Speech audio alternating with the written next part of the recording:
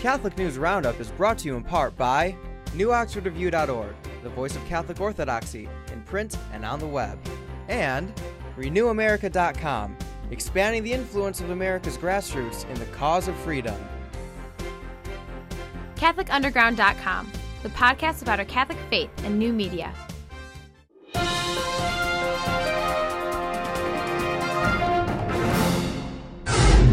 Hello and welcome to today's edition of Catholic News Roundup. I'm Matthew McAuliffe.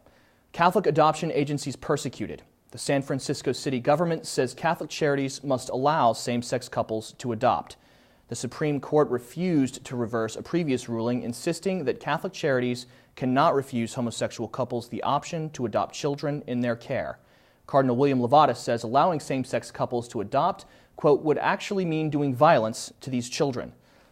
This violation of religious freedom echoes hate crimes in the United Kingdom against Catholics, which recently closed the last Catholic adoption agency in Britain over the same controversy. Sex ed site denounced by bishops. The bishops of Massachusetts are calling for an end to teaching the state's children to contracept through a website funded with taxpayer dollars. Church officials say that the MariaTalks.com website, quote, only succeeds in talking down to minors under the mistaken assumption that the young are incapable of responding positively to challenging and uplifting appeals that better their nature. They also point out the website is, quote, misleadingly opaque in its description of abortion and limits its list of resources for teens to those that provide abortion and contraception. The health department claims the site as a resource of accurate information for teens, but has also said it is willing to discuss complaints with its critics. Islamic honor killing. A Muslim extremist in Michigan has allegedly killed his 20-year-old stepdaughter because she was not following the teachings of Islam.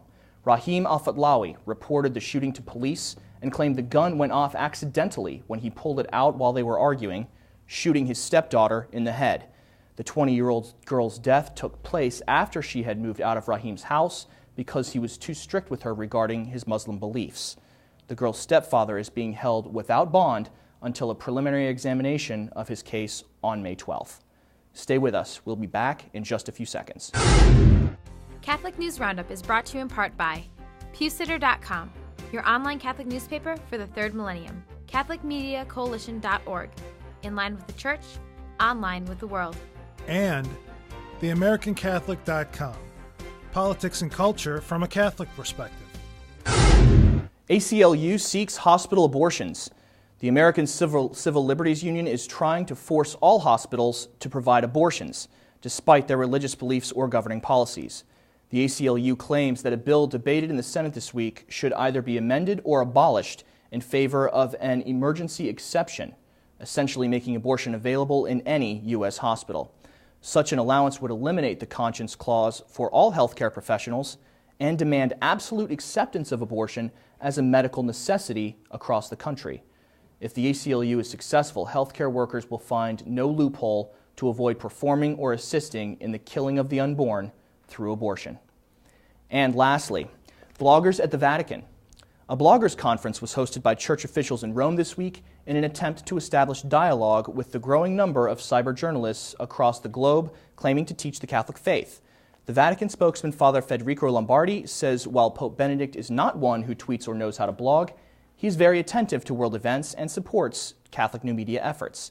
Lombardi went on to say that while bloggers are important for forming and informing church members, they must realize what great responsibility comes with influence over the minds of others.